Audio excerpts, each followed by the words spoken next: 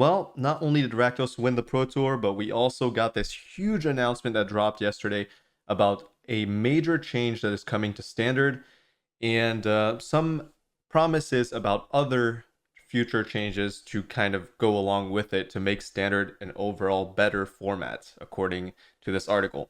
Anyways, let's just jump into the article and see what's up, because this change will either save Standard or completely destroy it. I do not think there's a middle ground here. But yeah, let's see what's up. Essentially, they are opening things off by saying that Standard is a huge part of paper magic and at local game stores, and that scene has been on the decline. So less people are playing paper magic in favor of playing on MTG Arena, which is kind of a problem for those game stores.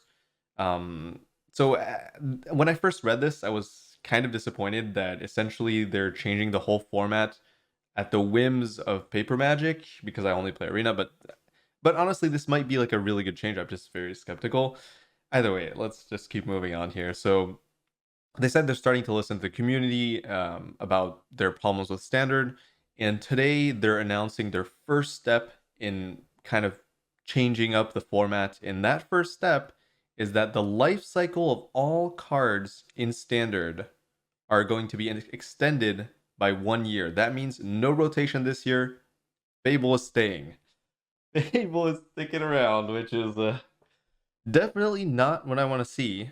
But there is some hope here because if they're doing this, I sure hope they ban the card. Like, they have to ban the card. There's no way we can have one more year of Fable.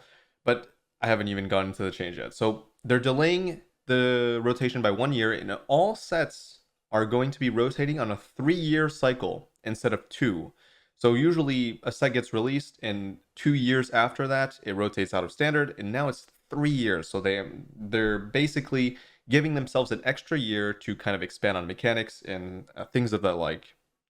So they're saying our intent with this change is not to overshadow any of the amazing growth Commander, Pioneer, Modern, and other formats have had in recent years, but instead give players more reason to engage with Standard.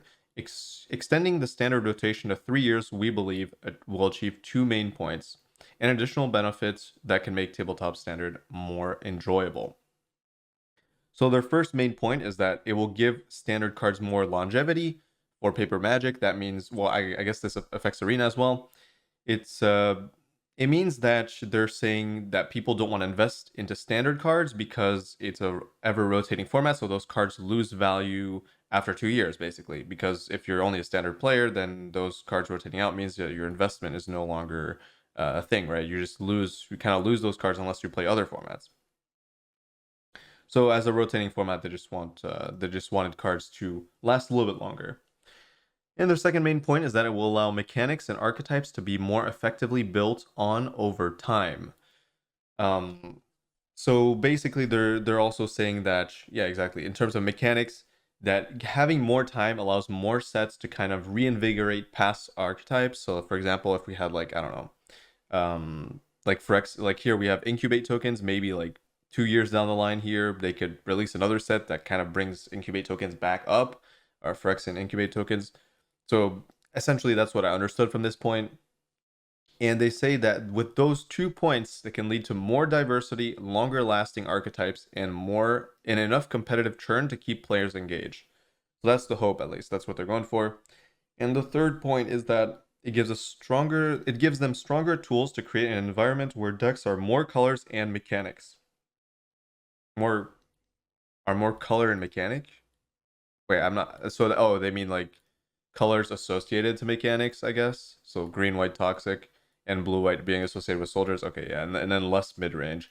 So they're hoping for less mid range, which is going to be pretty ambitious. I think getting out of the mid range meta is difficult, but I guess with more cards, there is that hope that those archetypes that are not mid range, so aggro and control for the most part, those decks will be, or those archetypes will be gaining a lot more, tools to be able to engage with those mid-range decks and potentially come out on top. And that is definitely a good thing. So I can definitely see this actually working out for this last point, where with a larger card pool, maybe we gain access to those other archetypes that are pretty much kind of sealed off at the moment. due to the power of mid-range. But yeah, essentially those are the 3 points. More longevity to standard cards means that people want to invest in it more and people want to play with it. Maybe people want to engage with it more. And more mechanics to be built on over time, so that makes sense as well. And stronger environment where decks are associated, where colors are associated with mechanics like green white toxic and blue white soldiers. All right.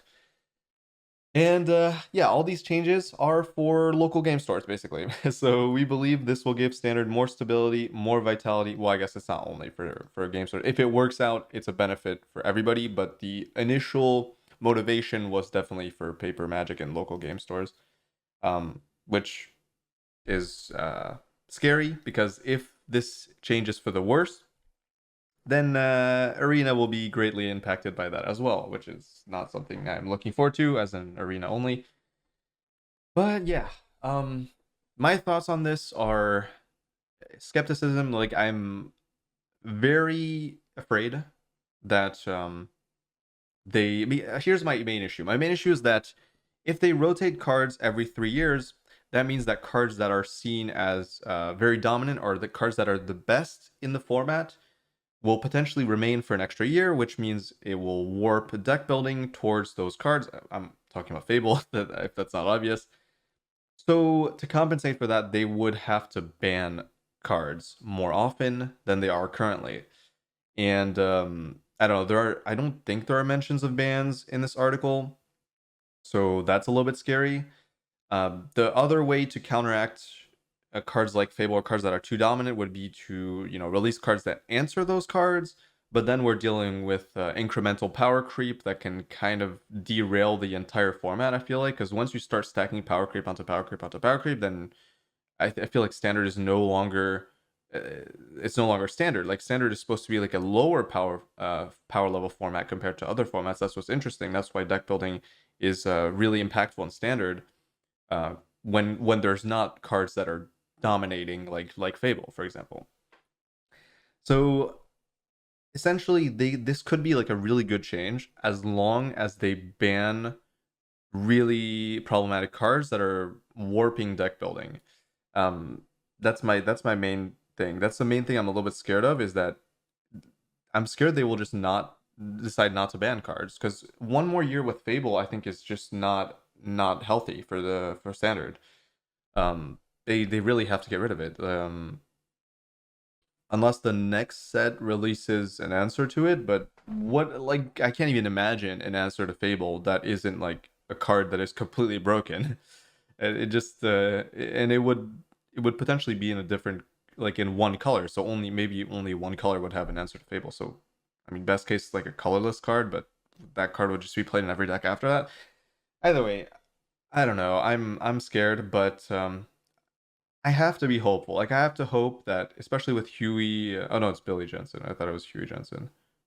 Um, well, I don't know. I have to hope that they know what they're doing, but they don't have a track record for making the right decisions. I feel like most of the time, or at least for not making decisions. Like, they have a track record of not making any changes for standard, at least. So I mean, I guess this is kind of an outlier where they are making a change and they are taking risks, and I like that. I can appreciate that. I can appreciate that they're finally trying new things, and if it doesn't work out, well, they can always revert it. I think that's my mindset on it, is that any change is better than no change. So while I am scared, I'm still hopeful, and I'm also hopeful that if they realize it's a mistake, that they will revert it. I hope they wouldn't leave a quote unquote bad change to stick around forever, but yeah, we can only hope. Either way, that's all I wanted to cover for today. This article is interesting, and I guess in a way it is kind of exciting to see what they decide to do with cards like Fable, and what the next year for Magic, after the supposed rotation that was supposed to happen is no longer happening, what that's gonna look like for for us standard players. And we can only hope that it's going to be a positive change and that this will actually make standard much better. Either way, I hope you enjoyed this kind of rambly breakdown of the article. And you can share your thoughts in the comments down below. I will be reading those, of course, because I'm sure there are some people who are loving this, some people are really not liking the sounds of this. But either way, we'll just have to wait and see. If you enjoy my content and would like to help me keep making it, consider supporting me over on Patreon, where you'll get access to a bunch of bonus videos, as well as other rewards depending on the tiers. And thank you so much to all the lovely patrons that are already subscribed. I appreciate it very much. And I will see you all in the next video.